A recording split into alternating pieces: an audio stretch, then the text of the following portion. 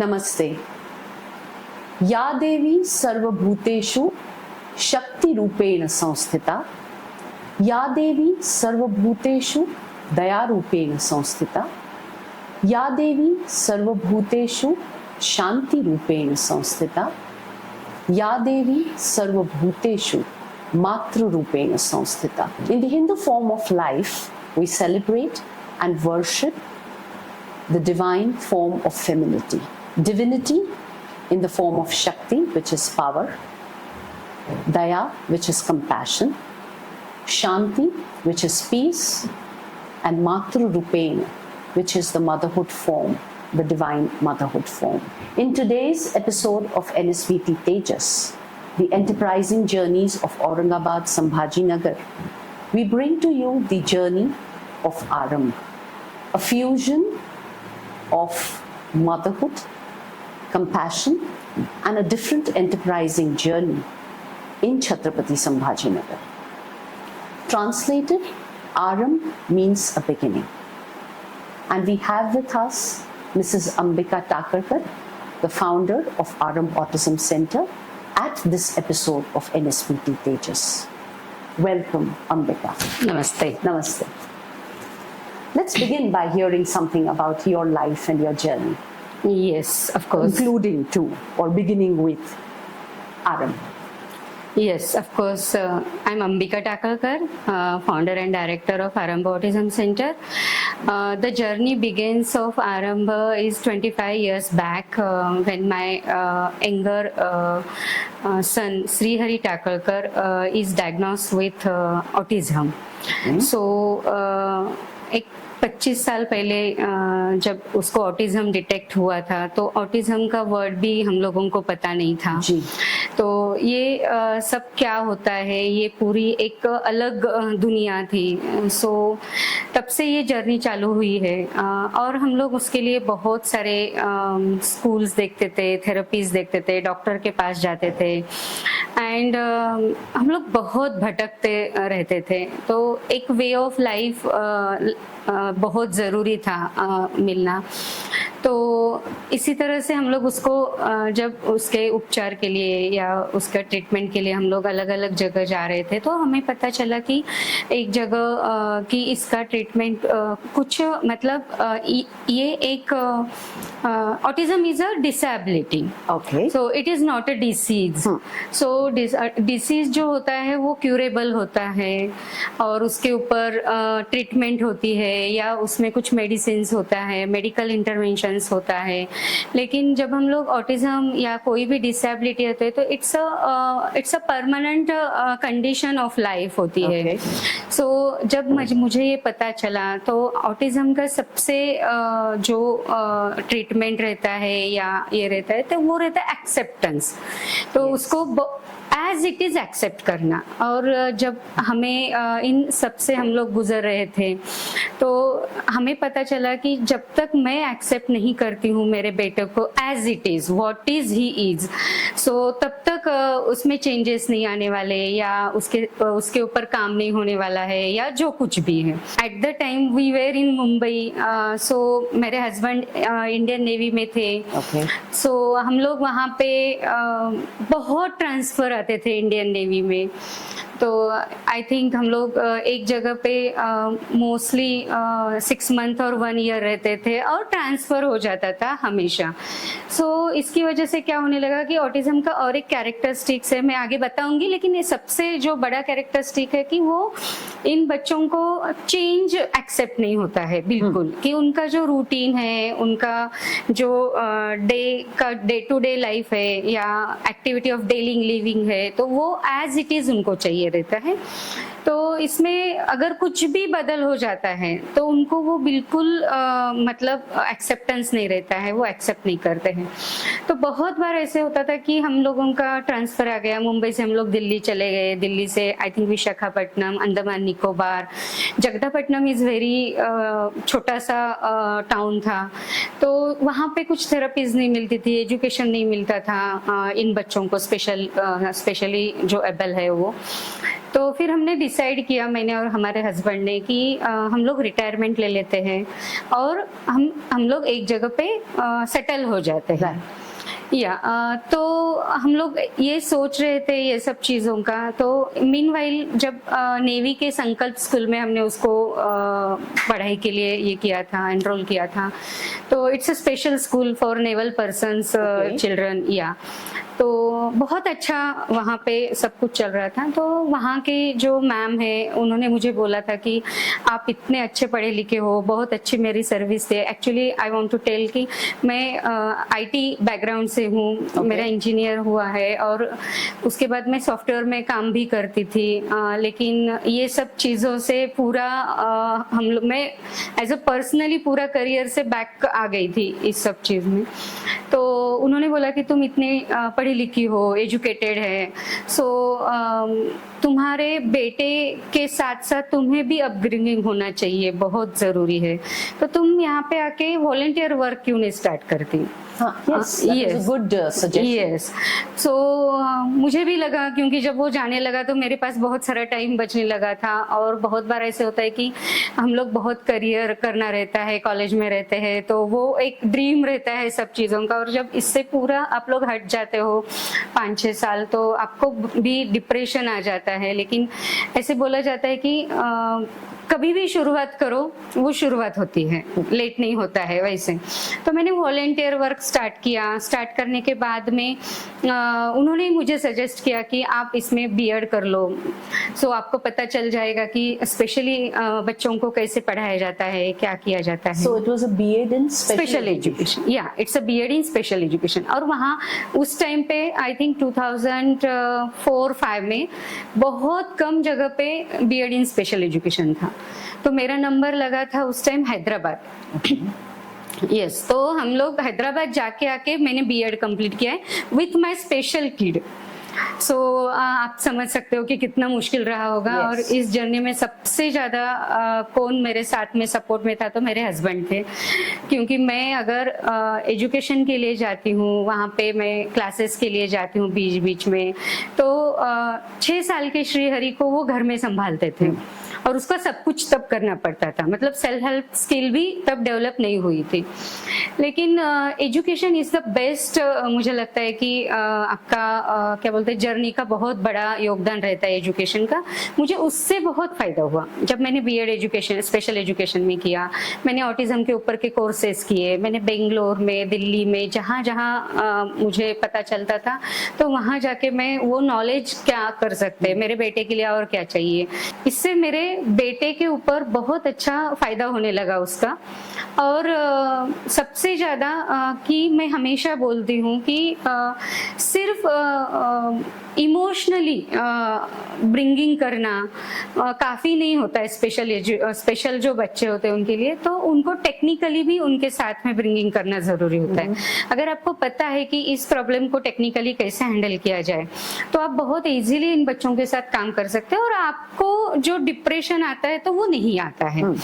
और मेरे बेटे में बहुत अच्छे बदल हुए।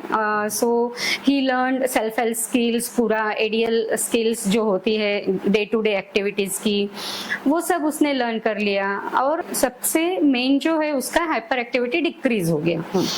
और ये सब चल रहा था, अच्छा चल रहा था। लेकिन जैसे मैंने पहले बोला कि बहुत ट्रांसफर होता था इंडियन नेवी में, so we decided that we take early retirement and we settle down somewhere.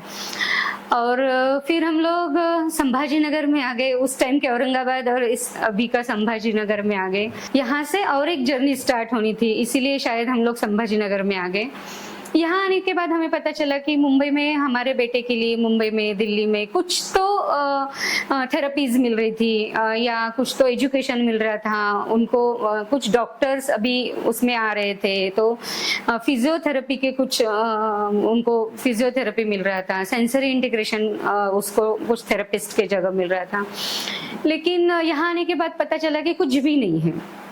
मतलब हम लोग फिर से एट अ जीरो आ गए थे। जो भी हमारा 8-10 साल का हमारे बेटे के लिए जो भी ये कर रहे थे, तो हम लोग फिर से बैक में जीरो आ गए। और हमें लगा, पता चला कि अरे अब क्या कर सकते हैं, हर एक चीज के लिए मुंबई या पुणे जाना पड़ता था। सब थेरेपीज लेना है मुंबई पुणे जाओ, डॉक्टर को दिखाना है मुंबई पुणे चले जाओ, तो यहाँ पे कुछ भी नहीं था। सो कुछ मदर्स हम लोग एक जगह पे आए और हम लोगों ने डिसाइड किया कि अरे हमारे बच्चों के लिए हमें कुछ करना चाहिए। So they were the mothers of children who had autism. Yes. Which you were able to find in Chhatrapati Sambhaji. Yes. अच्छा. सो कुछ हमारी फ्रेंड्स थी, जैसे इन बच्चों की वजह से हम लोग एक जगह आए थे, तो हम मदर्स थे स्पेशली ऑटिस्टिक चिल्ड्रंस के। तो हम लोग एक जगह आए कि वी शुड स्टार्ट समथिंग, और अगर कोई हमारे लिए कोई किसी और ने क्यों करना चाहिए, हमारे बच्चों के लिए हमने ही करना चाहिए, ये एक थॉट था उसके पीछे। और मेरा टेक्निकल एजुकेशन भी हुआ था, मेरे कुछ फ्रेंड्स जो भी स्पेशल मदर्स थे, उनका कुछ अलग अलग इसमें उनकी क्वालिटीज थी। सो हम लोग एक जगह आ गए और चालू हुआ आरंभ ऑटिज्म सेंटर। सो आरंभ ही क्यों नाम, वो सबसे मेन रहता है। यस, तो स्पेशली नीड चिल्ड्रन का जब किसी फैमिली में बर्थ होता है तो पूरी फैमिली डिस्टर्ब हो जाती है। फिर वो मदर फादर पूरा जो भी उनके घर में फैमिलीज रहते हैं मेंबर्स, वो सबका लाइफ डिस्टर्ब हो जाता है। और उस बच्चे के लिए या वो उस छोटे से जो रहता है उसके लिए बहुत कुछ करते हैं वो फैमिली। इस डॉक्टर को दिखाओ, उस डॉक्टर को दिखाओ, इस भगवान का ये करो या कुछ पूजा करो या इस थेरेपिस्ट के पास जाओ, जैसे हम लोग डॉक्टर शॉपिंग या थेरेपिस्ट शॉपिंग बोलते हैं। और नंबर ऑफ वो ट्राई करते हैं कि किसी ना किसी चीज से मेरे बेटे को नॉर्मल हो जाएगा बोल के। लेकिन मैंने पहले बोला था कि ऑटिज्म एक डिसेबिलिटी है, सो इट्स अ कंडीशन है। ये जब ये सब होने के बाद में अराउंड ये 4 to 5 years उनके चले जाते हैं इन सब में, और फिर उनको समझ में आता है कि अभी कुछ नहीं होने वाला, अभी ये ऐसे ही रहने वाला है। और उनका पूरा होप्स वहां पे खत्म हो जाता है, और वहां माँ बाप का। और जहाँ पे ये सब खत्म हो जाता है, और हमारे इसमें हमेशा बोला जाता है कि जहाँ एंड होता है वहां न्यू बिगनिंग होती है। सो इट्स अ आरंभ। So excellent, like when I'm seeing your logo and it says Arambh Shodh Navya Kshitijata. So absolutely so true that you're looking or you're giving them a new horizon of thought, a new horizon in the way of living. Excellent. Yes. Please.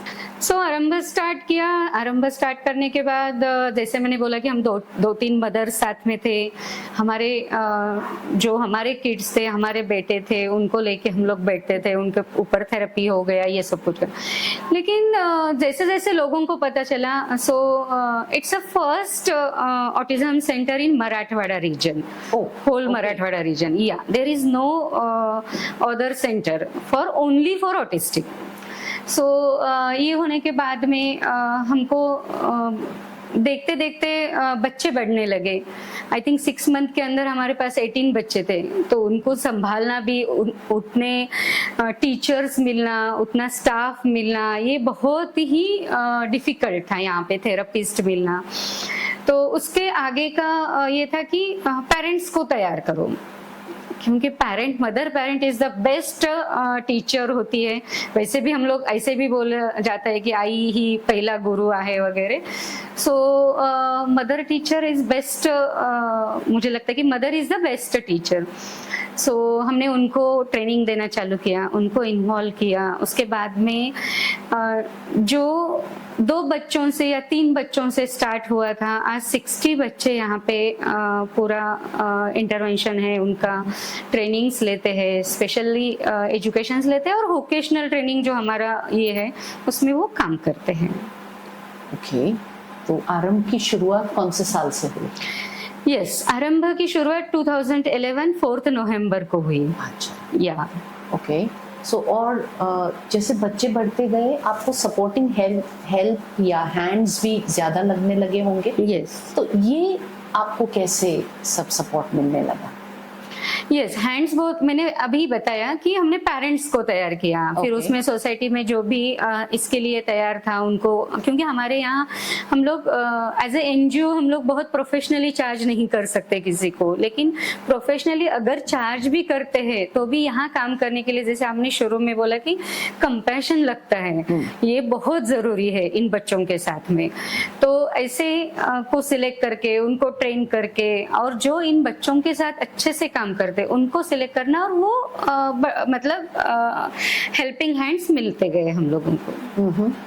सो ये mother's आपके यहाँ रह के training लेने लगी, या घर पे वो लोग इस तरह से बच्चे को हैंडल करने लगे? किस तरह से वो आपके साथ जुड़ते? नहीं, हमारे कुछ ट्रेनिंग मॉडल्स हैं कि 1 डे, 5 डेज और 15 डेज की, तो हम लोग अलग अलग ट्रेनिंग मॉडल्स को उनको ये करने के लिए बोलते हैं, और उनका ट्रेनिंग होने के बाद में वो घर में भी करते हैं और यहाँ पे भी करते हैं। अच्छा। और बहुत हमारा आउटरीच प्रोग्राम भी है। मैं आपको ना फिलहाल अभी आरंभ के जो प्रोग्राम्स चलते हैं उसके बारे में बताती हूँ। फर्स्ट है हमारा अर्ली इंटरवेंशन प्रोग्राम, जिसमें 0 to 6 ईयर के जो छोटे बच्चे आते हैं तो उनका असेसमेंट, उनको क्या थेरेपिस्ट चाहिए, वो early intervention, early detection and early intervention होता है उनके लिए। 6 ईयर्स टू लेके 18 ईयर्स तक हमारा स्कूल है, और थेरेपीज और स्पेशल एजुकेशन और एजुकेशन। इन बच्चों का ऐसा नहीं है कि ऑटिज्म है तो ये पढ़ नहीं पाते हैं या ये कुछ नहीं कर पाते, ऐसा नहीं है। तो बहुत सारे बच्चे अच्छे से पढ़ते हैं। उसके बाद में नॉर्मल सिलेबस भी हम लोग फॉलो करते हैं NIOS का। Okay. तो इनके थ्रू उनको एजुकेशन दिया जाता है। जिनका लेवल कम होता है उनको सबसे मेन है एक्टिविटी ऑफ डेली लिविंग, मतलब सुबह उठने के बाद रात तक में जो भी करते हैं हम लोग, तो वो उनको करना आना चाहिए। सो ये सबका ट्रेनिंग होता है। और जो अबव 18 इयर्स के होते हैं उनको हम लोग वोकेशनल ट्रेनिंग देते हैं।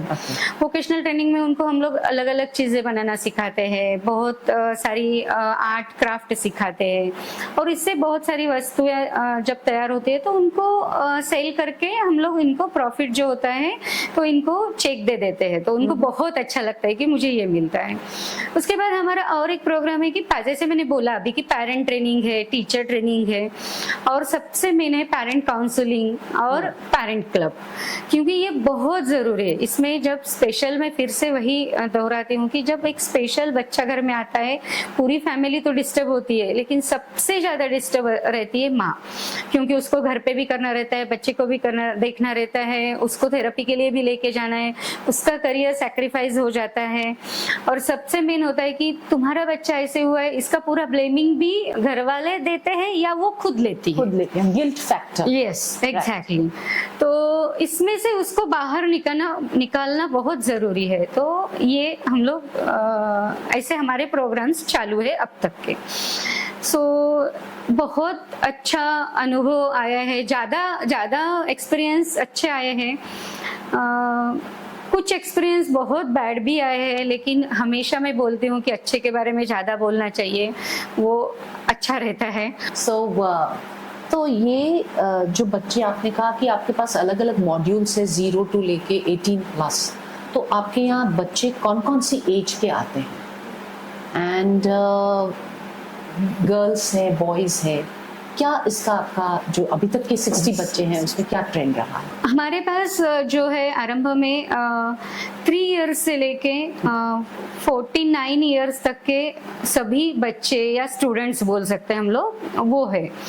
तो इसका कोई भी लिमिट नहीं है किसी भी चीज का, मतलब किसी भी, इसका कोई लिमिट नहीं है किसी भी एज का। ओके। और एक है ऑटिज्म में या डिसेबिलिटी में, ये सिर्फ एक पर्टिकुलर इकोनॉमिकल कंडीशन से आते हैं ऐसा नहीं है। ऑटिज्म इज बहुत, मतलब गरीब घर से भी होते हैं, या बहुत अगर हाई फाई इकोनॉमिकली स्ट्रांग भी है तो उसमें से भी आते हैं ये चीजें। और सबसे मैं बता दूं आपको कि इसमें जो रेशो है गर्ल्स और बॉयज का, तो 4 to 1 है, मतलब बॉयज अगर 4 रहते तो 1 गर्ल रहता है। So वो largely ही autism affects boys more. Yes. और इसके कोई फाइंडिंग्स रिसर्च ऐसा कुछ available है? पर्टिकुलर फाइंडिंग रिसर्च नहीं है उसका। Okay. हाँ, लेकिन गर्ल्स में बहुत कम रहता है अगर हम लोग देखा जाए तो, इसलिए हमारे यहाँ पे भी गर्ल्स का बहुत जो रेशो है वो बहुत कम है। मतलब अभी 60 अगर बॉयज पूरे अगर हम लोग टोटल ये करते हैं तो उसमें से हार्डली आपको 8 या 10 लड़कियां मिलेगी। Okay. तो इतना कम रेशो रहता है इसका। और पूरे संभाजी नगर से आते हैं बच्चे।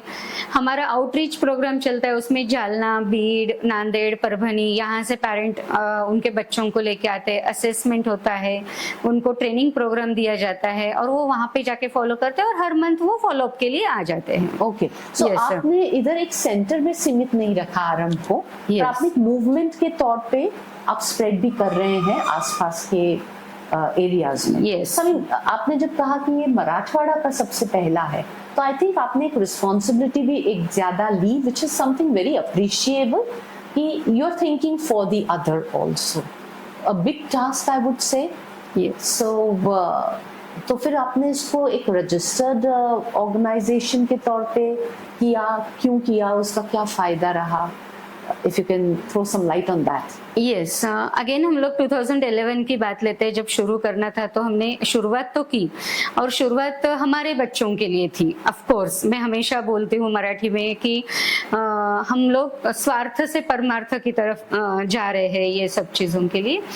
लेकिन जब 18 मैंने बोला कि पहले साल में हमारे यहाँ 18 बच्चे थे, तो हमें लगा कि ये सब इतना बड़ा इसका वॉल्यूम है, ये करने के लिए हमें कुछ सिस्टमैटिकली सब चीज़ों की ज़रूरत लगेगी। तो हमने इसको एज ए एनजीओ ट्रस्ट बोल के रजिस्टर्ड किया चैरिटी कमीशन के लिए। Okay. उसके फायदे 2-3 रहते हैं। बहुत फायदा सबसे मेन रहता है कि आपको काम करने के लिए एक वे मिल जाता है अच्छी तरह से। दूसरा ये रहता है कि ठीक है, मैं थोड़ा सा इकोनॉमिकली अगर मैं साउंड हूँ तो मैं मेरे बेटे के लिए कुछ पैसे खर्च कर सकती हूँ, और इसमें बहुत पैसा लगता है इनके ट्रीटमेंट के लिए। लेकिन जो हम लोग देखते हैं हर दिन कि बहुत गरीब घर से बच्चों को लेके आते हैं, उनको अगर वो काम पे नहीं जाते हैं माँ बाप, तो उनके घर में चूल्हा नहीं पेटता है रात को, और वो इन बच्चों के लिए कहाँ से पैसा खर्च करेंगे। तो ऐसे बच्चों को भी मदद मिलनी चाहिए, ऐसा नहीं कि सिर्फ हमारे जैसे के ही बच्चों को मिलना है। ये सब सोच के हमने वो रजिस्टर किया था ट्रस्ट, और उसका बहुत फायदा हुआ। डोनेशंस के लिए सबसे ज्यादा फायदा हुआ। उसके बाद में ये सिर्फ मेरा नहीं रहेगा। मैं हमेशा बोलती हूँ कि इट्स सेंट्रलाइज डिसेंट्रलाइज होना बहुत जरूरी है। Aarambh it is not a Ambika Takalkar. So ये आरंभ होना चाहिए मेरे जैसे बहुत सारे पेरेंट्स का सेंटर होना चाहिए था। तो इसमें भी एक यूनिफॉर्म आ जाता है इसकी वजह से। Okay, right.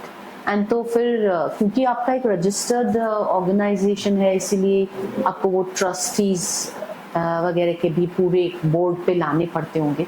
वो कैसे किया? जब ये रजिस्टर करना था तो उसके लिए ट्रस्टीज भी लगते हैं। तो मैं और मेरे हस्बैंड तो थे ही, मेरी और एक फ्रेंड जिसका भी बेटा ऑटिस्टिक है वो भी थी, उसके फैमिली से भी एक थे। और हमें कुछ ऐसे लोग चाहिए थे कि जो सोसाइटी से हो, जो इनको अच्छी तरह से समझे और ये प्रॉब्लम जो भी है वो लोगों तक पहुंचाए, उसमें अवेयरनेस किए करे।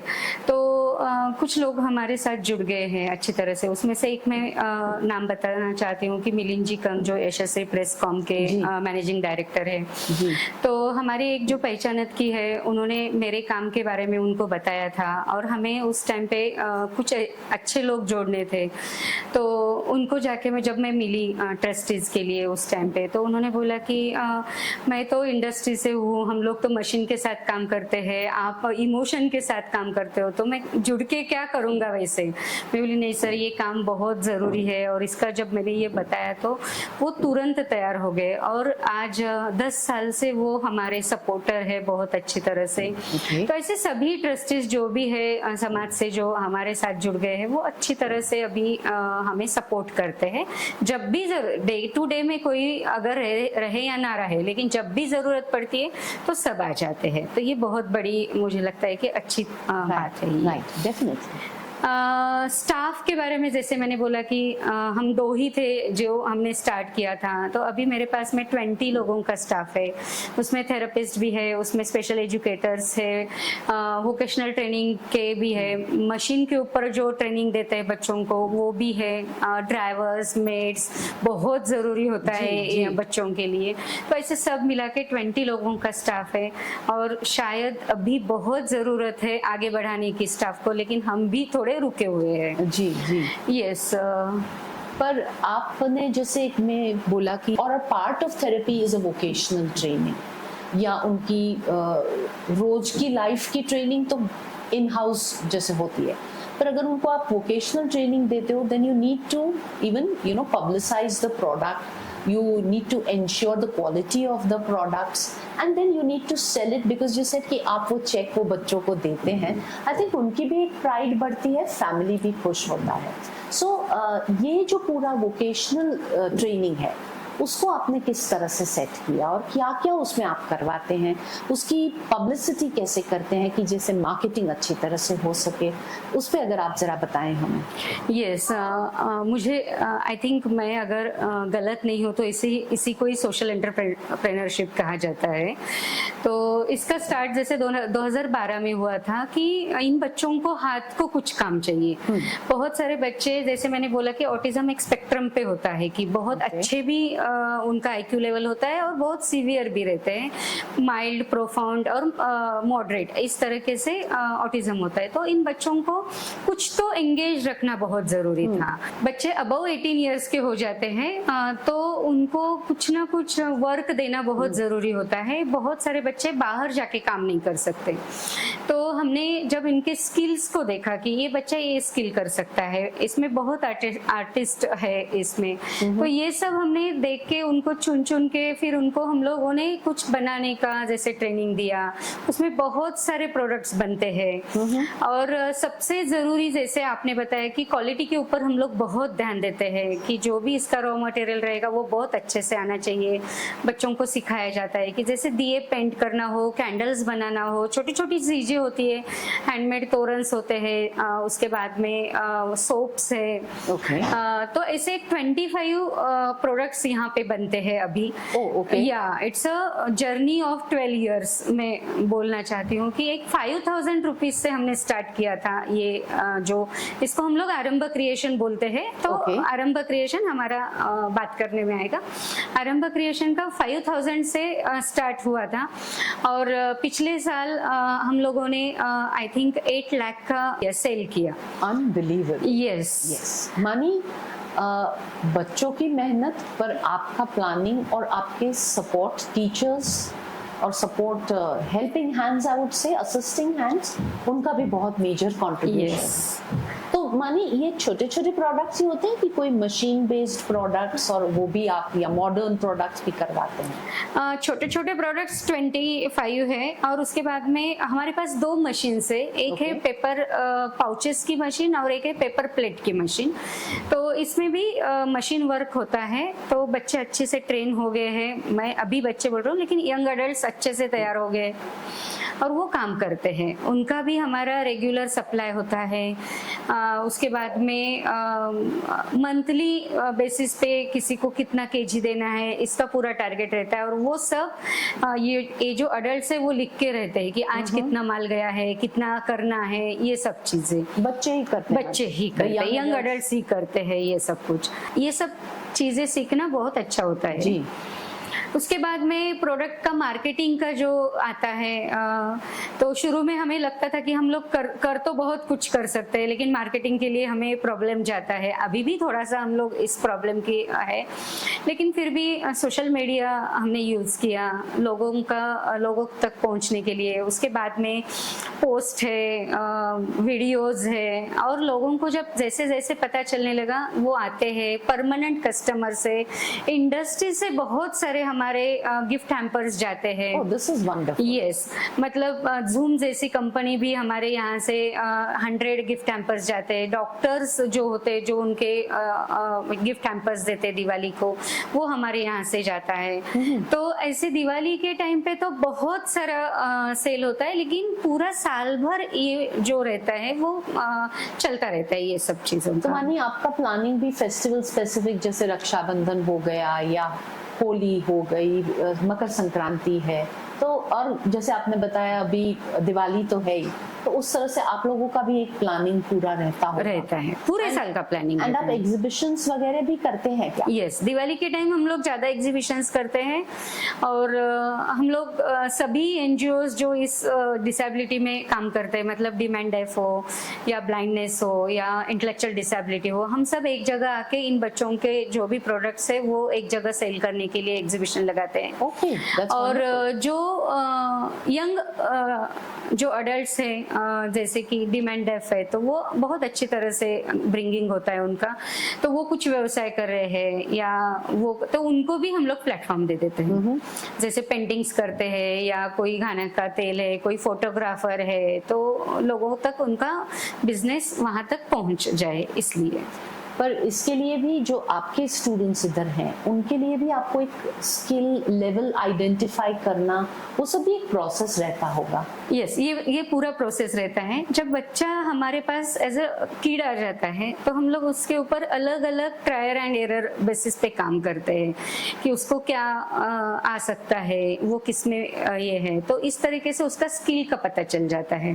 फिर हम लोग उसको डेवलप करते हैं, और जो कुछ बेसिक स्किल्स होते हैं कि जैसे कट करना सीजर से या मनी को ये करना है तोरण के लिए, तो ये सब चीजों से हम लोग उनको एजुकेशन भी सिखाते हैं। ओके, कि नॉट ओनली ये कुछ बनाना है तो उसमें से कलर्स है, उसमें कंसंट्रेशन है, आई हैंड कोऑर्डिनेशन है, फाइन मोटर स्किल्स है, तो ये सब सिखाते सिखाते पता चल जाता है कि ये क्या कर सकता है। तो बाद में हम लोग उसको डेवलप करते हैं। अभी हमारा एक स्टूडेंट है कि जो बहुत सुंदर गाता है, उसके स्टेज शो होते हैं अभी। हाँ, अभी वो पूरी तरह से हमारे यहाँ से ग्रेजुएट हुआ है।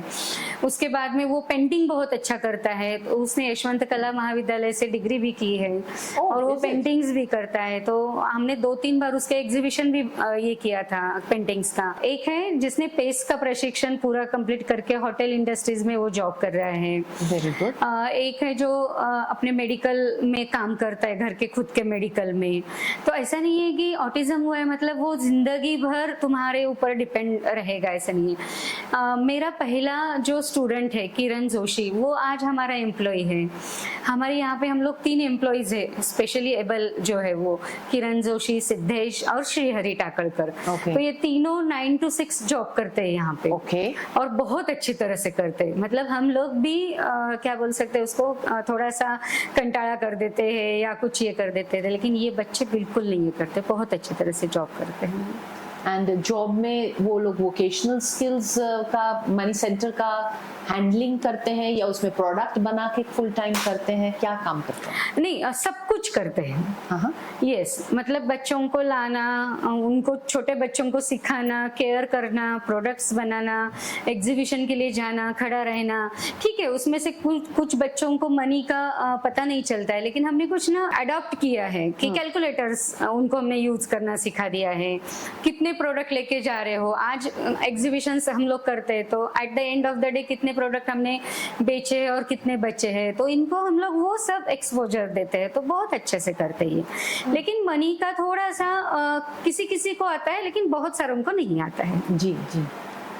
पर एंड वोकेशनल के सिवा भी जैसे जब छोटे होते हैं आते हैं, तो डू यू थिंक कि इसमें थेरेपी कुछ ज्यादा रोल प्ले करेगी? कुछ उनके स्किल्स डाइवर्स डेवलप करने के लिए भी कुछ स्पेशल एफर्ट्स लगते होंगे, तो उस पर अगर आप थोड़ी लाइट दे सकें। जब एक बार कोई भी बच्चा ऑटिस्टिक लेबलिंग लग जाता है, उसको कोई भी बच्चे को एक बार ऑटिज्म लेबलिंग हो जाता है, तो उसको सबसे बड़ी ज़रूरत रहती है थेरेपी की।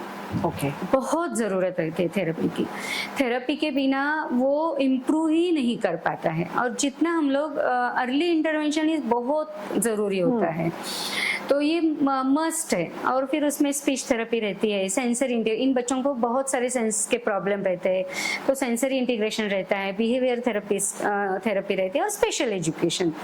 तो ये बहुत ज़रूरी है इन बच्चों के लिए देना, और उससे इम्प्रूवमेंट बहुत हो जाती है। मतलब आई हैंड कोऑर्डिनेशन, कंसंट्रेशन, एक जगह पे बैठना, फाइन मोटर स्किल्स होते हैं, ग्रॉस मोटर्स रहते हैं, तो ये सब चीज़ें डेवलप होने में मदद हो जाती है। जब ये चीज़ें कंसंट्रेशन अगर उसका बढ़ता है, या एक जगह पे बैठना अगर उसका बढ़ता है, तभी जाके हम लोग उसको आगे का कुछ सिखा पाते हैं। तो ये बहुत ज़रूरी रोल है थेरेपीज का।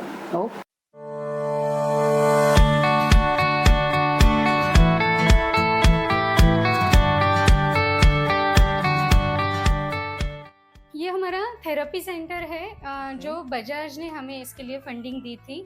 अभी यहाँ पे बहुत छोटा है, हमारे फ्यूचर्स में बहुत बड़ा होगा, जहाँ पे सेंसर इंटीग्रेशन थेरेपी, स्पीच और ये सब यहाँ पे लिया जाता है, जिसमें बच्चों में बहुत फ़ायदा होता है, जैसे कि मैंने पहले भी बताया था। इसमें ये हमारे एक क्लास है जो बच्चे पढ़ते हैं, एजुकेशन लेते हैं, उनका ये सब क्लास है। इसमें बहुत सारे बच्चे पढ़ सकते हैं, लिख सकते हैं, तो उनको वही उसी टाइप से एजुकेशन दिया जाता है।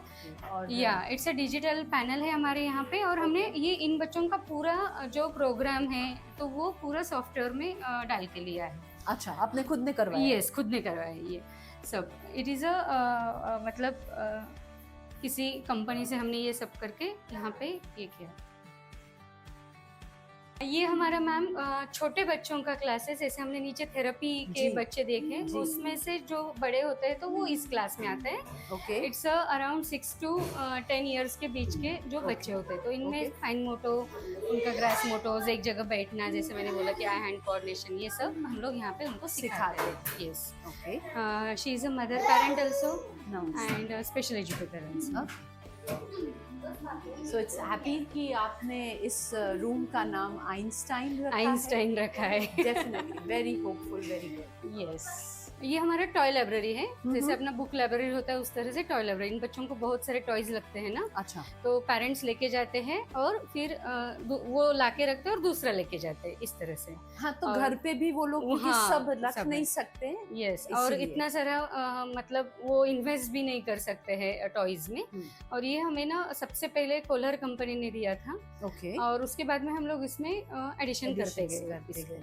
ये कुछ कंप्यूटर चालू है, कुछ स्पेशल है इसमें क्या? यस, हमारा एक लड़का है साद बोल के, उसको बहुत पसंद है सलमान खान, तो वो डेली आके बैठता है यहाँ पे, और वो सलमान खान के पोस्टर्स वगैरह निकाल के वो सब बना के उसको देखते बैठता है।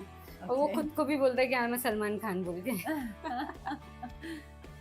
किचन एक्टिविटी के लिए बेसिकली हम लोग ज़्यादा बच्चों को सिखाते हैं, जिसमें कि डेली का जो रहता है कि जैसे कुकर लगाना है, चॉप करना है वेजिटेबल्स, या फिर कुछ पोहा बनाना है, तो ये एक्टिविटीज़ होती है।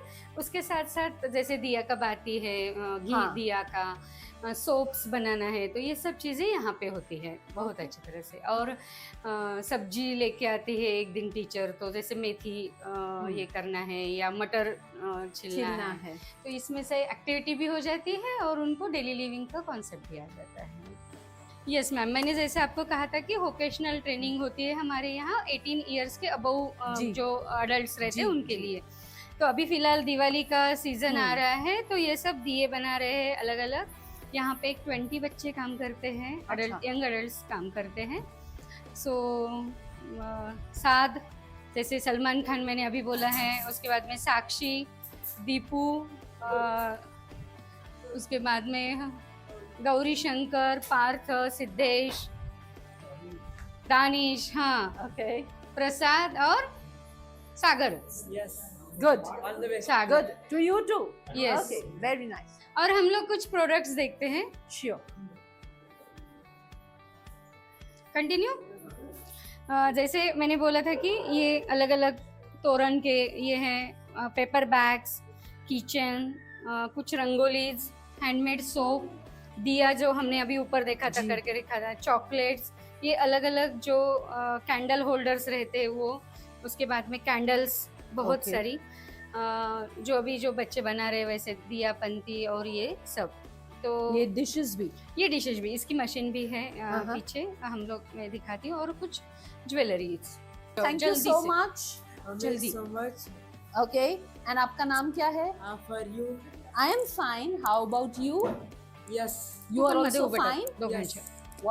ये हमारा पेपर पाउचेस का मशीन है। ये Okay. किरण जो है वो ये सब संभालता है, देखता है। वेरी 2-3 बच्चे हैं, और पेपर, और दूसरा एक हमारा है जो पेपर प्लेट का है। पेपर प्लेट देखो किरण, ये इस प्रकार की पेपर प्लेट्स बनती है अपने यहाँ पे। Okay, yes. और आप ये दोनों मशीन संभालते हो? Oh, Okay. And I mean, it's really happy moment to see that it is Yes. donated by the State Bank of Yes, India. yeah, it's a donated So, by state. That's a good recognition of the efforts. ये हमारा सिद्धेश रेवलकर है, जो 4-5 साल से हमारे यहाँ पे अभी ये करता है, एम्प्लॉय है हमारा। और ये बहुत अच्छी तरह से वीडियो शूट करता है, एडिट करता है, रील्स बनाता है, फोटोग्राफ बहुत अच्छे से निकालता है। सो मुझे बहुत गर्व है कि ऐसे एम्प्लॉयज़ हमारे पास में हैं।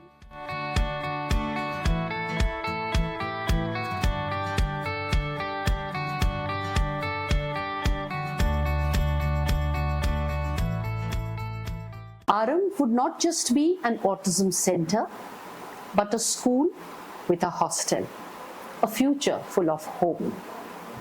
Loaded in compassion, loaded with empathy in action, a future which is built with compassion, grit, courage. Ambika, when I realize and recognize कि आपने ये काम अपने और दूसरों के बच्चों की खुशी के लिए, उनकी ग्रोथ के लिए किया है, पर आपकी ऑफिस में इतनी ट्रॉफीज, इतना रिकग्निशन देख के बहुत खुशी हुई। Would you like to throw some light कि भाई कौन सी ऐसी एजेंसीज है जिन्होंने आपके इस एफर्ट को सराहा? मैं हमेशा बोलती हूँ हम लोग काम करते रहना चाहिए। रिकग्निशन मिलता है, अवार्ड्स मिलता है, तो उसका मतलब होता है कि हम लोग राइट ट्रैक पे हैं जो काम कर रहे हैं। तो बहुत लोगों ने सहारा है, बहुत लोगों ने रिकग्निशन दिया है।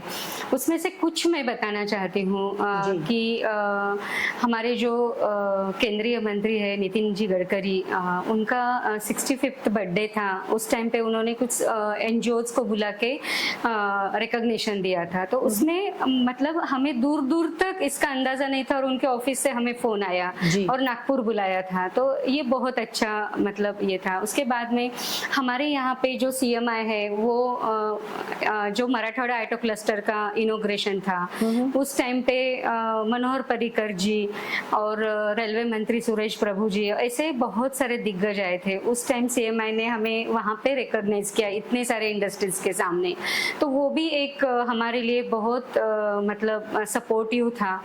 उसके बाद में सबसे अभी जो लेटेस्ट है, मास्टर दीनानाथ मंगेशकर अवार्ड अभी मिला है फिलहाल हमें, और वो भी सरसंघ चालक, जो आदरणीय सरसंघ चालक है मोहन जी भागवत, इनके मतलब उनके हाथों से मिला है। और उस टाइम पे कुमार मंगलम बिरला जी भी साथ में थे। तो ये रिकॉग्निशन भी बहुत बड़ा होता है। तो ऐसे बहुत सारे लोगों की तरफ से जब रिकॉग्निशन मिलता है, काम करने के लिए बहुत प्रेरणा आ जाती है।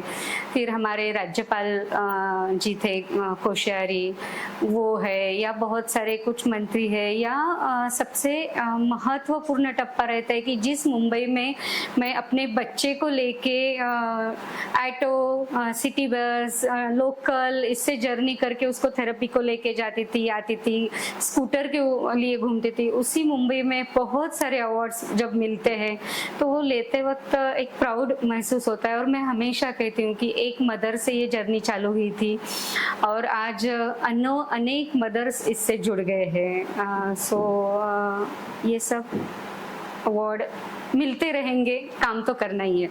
एंड देन नाउ ये आपकी खुद की जगह है कि ये भाड़े की जगह है? आप इधर और इतना ही करना चाहते हैं? What are your future plans?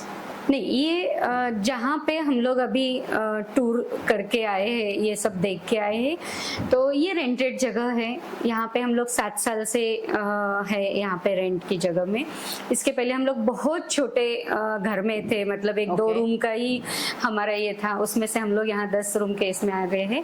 लेकिन जैसे मैंने बोला कि ये ज़रूरत बहुत बड़ी है और ऑटिज्म के इतने बच्चे एनरोल होना चाहते हैं, और सबसे मेन हमारा जो आगे का क्वेश्चन हमारे सामने है, हर एक पेरेंट के सामने, कि हमारे बाद हमारे बच्चों का क्या होगा। अभी तो मेरा जब मैं उदाहरण देती हूँ हमेशा कि अभी मेरा बेटा 26 ईयर का है, आई एम 46 ईयर्स की हूँ मैं। जब वो 30 ईयर्स का या 35 ईयर्स का हो जाएगा तो ऑब्वियसली मेरा एज बढ़ जाएगा और मेरी ताकत कम हो जाएगी, उसकी ताकत बढ़ेगी। और अभी आप जानते हो कि सभी जगह पे छोटी न्यूक्लियर फैमिली हो गई है, 1 या 2 बच्चे रहते हैं, तो उसका कौन केयर करेगा। या मेरे अभी इतना अनसर्टन लाइफ है कि मेरे बाद में मेरे बेटे का क्या होगा, ये सब सवाल रहता है। तो इसी सवाल का जवाब ढूंढने के लिए हम फिर से नई शुरुआत करनी थी। तो हमने 2 एकड़ जगह ली है वालूच के पास में। उस जगह पे हमने इसी का रिप्लिका किया है, मतलब therapy centre, classrooms, vocational centres और मल्टीपर्पज हॉल। और फर्स्ट फेज में हम लोग 25 बच्चों के लिए हॉस्टल कर रहे हैं। ओह वाव, या इट्स अ वेरी मतलब ये बहुत बड़ी जरूरत है आज की, क्योंकि मैं हमेशा बोलती हूँ कि ऑटिज्म का एज जो है हमारे भारत में वो 1999 टू 2000 में ऑटिज्म डिटेक्ट होने लगा। अच्छा, हाँ, मतलब लोग बच्चों को, और उसके बाद में अराउंड 26 इयर्स का अगर ऑटिज्म है अभी, तो आप समझ सकते हो कि कितनी ज्यादा आगे जरूरत पड़ने वाली है। और सेकंड फेज में हम लोग 100 यंग अडल्ट्स के लिए हॉस्टल फैसिलिटी करने वाले हैं। ये हमारे फ्यूचर प्लानिंग है। उसके बाद में जैसे मैंने बोला कि फैमिली बहुत न्यूक्लियर हो रही है, तो 1 या 2 ही बेटे रहते हैं। दूसरा जो नॉर्मल जिनको हम लोग बोलते हैं, वो हमारे दूसरे बच्चे तो अपने अपने करियर में, अपने लाइफ में सेटल हो जाएंगे। और हमारे तरफ भी देखने के लिए, क्योंकि आज हम लोग भी बोलते हैं कि वृद्धाश्रम क्यों बढ़ रहे हैं, ओल्ड एज होम क्यों बढ़ रहे हैं, तो हमारे जैसे स्पेशल पेरेंट्स के लिए भी एक ओल्ड एज होम वहाँ पे होना चाहिए, जिनको हमारे बेटे भी दिखाई दे और हमारी भी खुद की केयर हो जाए। ऐसा एक वो थर्ड हमारा फेज है। तो इस तरह से ये आगे के 10 साल की फ्यूचर प्लानिंग है। एक्सीलेंट। मैं नमन करती हूँ आपको अंबिका और आपके सब सपोर्टर्स को कि ये एक तरह से बोले तो महायज्ञ ही है। एंड आई एम श्योर कि लोगों ने इसमें देखा, जिसे आपने बताया जिनके नॉर्मल बच्चे, उनमें भी इसमें एक आपकी एक जर्नी देखी, आपने उनको एक एग्जाम्पल दिया। तो आई एम श्योर कि डोनर्स भी आपको काफ़ी आगे आने होंगे, क्योंकि एक काम जब करते हैं तब शुरुआत अकेले से होती है, बट उसके बाद कंटिन्यूटी बहुत ज़रूरी है और उसके लिए समाज का साथ भी बहुत ज़रूरी है। So extremely heartwarming conversation, Ambika, and it's not just a conversation, it's your life that you have put into it. And I think this is a very different type of compassion that you have shown, and we are happy कि आपने औरंगाबाद उसके लिए select किया। And आज आपने ये flow में बात कर दी, बट हर एक स्टेज पे मेहनत, हर एक स्टेज पे एक आशा न छोड़ना, आई थिंक ये एक बहुत बड़ी लर्निंग है जो यंग लोगों को या फ्यूचर पेरेंट्स को भी देखनी है कि भी कहीं पे भी हम हार न मान के कैसे आगे बढ़ते जाए। जैसे कि मैंने आपको बताया था मैम कि हमने वालूच के करीब 2 एकड़ लैंड ली है, ये पूरी जगह है अपनी, और हम लोग फर्स्ट फेज का कंस्ट्रक्शन अभी ख़त्म होने को आ रहा है, तो थोड़ा 1-2-3 महीने का टाइम है। तो जस्ट हम लोग देखते हैं कि क्या क्या हमने यहाँ पे प्रीमाइसेस में किया है कि बच्चों के लिए क्लासरूम्स, वोकेशनल सेंटर, उसके बाद में एडमिनिस्ट्रेशन एरिया, उनके लिए किचन, और 25 बच्चों के लिए एक डॉर्मेट्री का बड़ा सा हॉल किया है हमने। तो हम लोग ये सब देखते हैं। यस,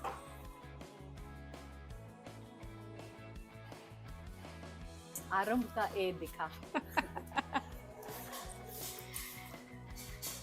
अभी काम चालू है इसलिए आपको ये सब लगेगा, लेकिन जल्दी ही ये ख़त्म हो जाएगा। एडमिनिस्ट्रेशन ऑफिस है ये पूरा।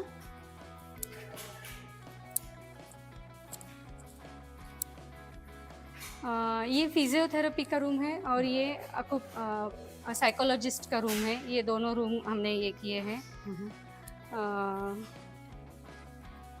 उसके बाद में हम बच्चों के लिए ये सेंसरी पाथ बनाया है कि उसमें सेंसेशन पूरा है, अलग अलग टेक्सचर के टाइल्स है और सैंड पिट होने वाला है। ये कुछ क्लासरूम्स है, 3 क्लासरूम्स, 1, 2 और 3 क्लासरूम्स हैं।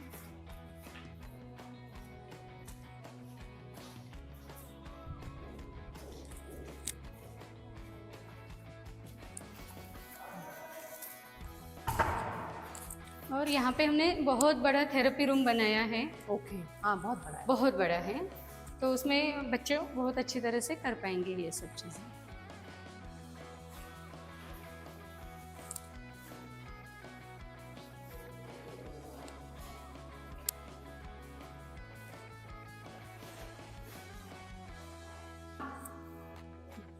ये हमारा जो वहाँ पे वोकेशनल सेंटर चल रहा था, बच्चे काम कर रहे थे, तो उनके लिए ये सब बनाया गया है। मल्टीपर्पज़ फंक्शनल हॉल है, बहुत सारे फंक्शंस, बच्चों के जो प्रोग्राम्स होंगे वो सब यहाँ पे हो जाएंगे। और अभी हम लोग ऊपर चलते हैं हॉस्टल का। ये 25 ऑटिज़म यंग अडल्ट्स के लिए हमने डॉर्मेट्री हॉस्टल बनाया हुआ है।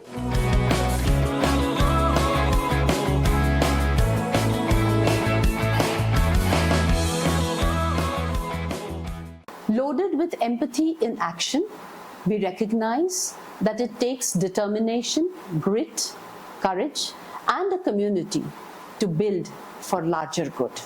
It reminds me of our great poet Majru Sultanpuri ji when he said, "मैं अकेला ही चल रहा था जानिबे मंजिल मगर, लोग जुड़ते गए और कारवां बनता गया."